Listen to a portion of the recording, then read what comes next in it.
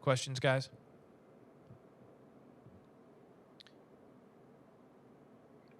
Charlie Potter, we'll start with you. Hey, Brian. Just going into this second scrimmage, what's the biggest difference between the first and the second, and what do you want to maybe, I guess, improve on from the first to the second scrimmage? Um, the one thing we want to pull away from the second scrimmage is just obviously we want to see progression, on both sides of the ball.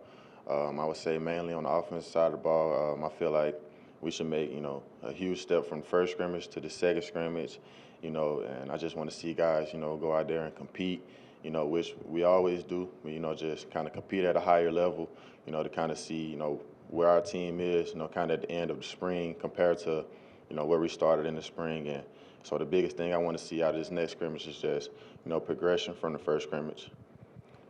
Go to Tony Sakalas. Tony, go ahead.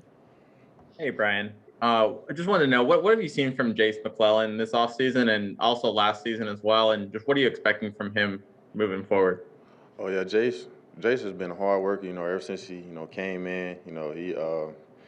He came in with a loaded backfield. He came in with a few guys in his same class, and he worked his tail off, and to kind of create himself an opportunity last year, and which he's done, this spring. So the biggest thing for Jace, to kind of keep working, with the loaded backfield that we have.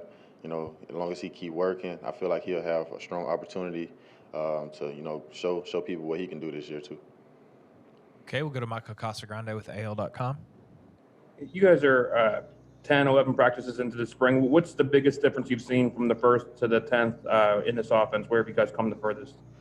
Just really the way guys are competing. We have a lot of fill-ins and places where some significant people left this past season. So just seeing the progression from guys from the first practice to the 10th practice, and guys learning how to compete against each other, and how what it takes to be a good team, and how we need to go out there and work every day. So just seeing that progression from those guys is exciting. We'll go to Cecil Hurt. Cecil, go ahead. Brian, you could have graduated after last season, national championship, going out with all that. What led to your decision to come back for 2021, and was it a difficult decision for you? Just coming back, I knew it would be important for me, to kind of, do what I got to do to, set myself up for the next step in my life. And, I just chose to come back so I can, join this team, and, we can continue to work hard and, try to, push for another, good season. So, it's a lot that went into that decision, but, I'm glad that I came back. Okay, we got time for a couple more. We've got one from Charlie. If we got any more, please use the raise your hand function. Charlie, go ahead. Yeah, I want to ask you about Bryce Young and just what he's done from a leadership standpoint. How have you seen him be maybe more vocal and kind of take command of the offense this spring? Bryce has definitely stepped into his shoes. He accepted the fact that he would being a quarterback, and he have to be one of the most vocal guys on the offensive side of the ball, and he's been doing a great job with that. And just me, being beside him, I just try to make sure I continue to just make sure that he's understanding everything that's going on around him, and with me having the experience that I have in the backfield, just helping him understand things, and him also helping me, kind of understand what's going on around me more anyway. So the biggest thing for Bryce is to continue, to grow as a leader, and he'll be great. Go to James Fletcher. Yeah, hey, Brian. You've shared the backfield with some great running backs, and I was just wondering, who are some of the guys that have kind of mentored you along the way and helped in your development? And then how has that influenced the way that you've taken a leadership role this year with some of the young guys?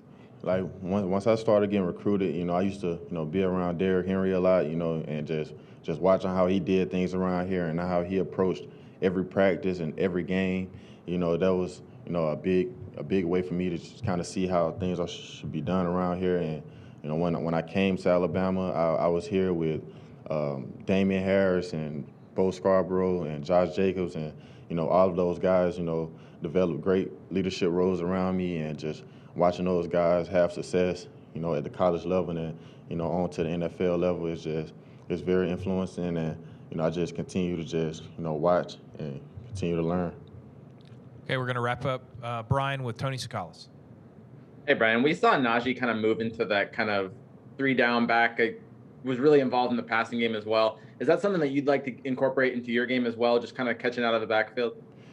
Definitely, I would like to do everything that a running back can do out of the backfield. Whatever they may be, if it's running, catching, blocking, or whatever feature back should do in the backfield. So that's definitely something I want to bring into my game. Catching the ball, picking up blitz, and obviously having great success in the run game.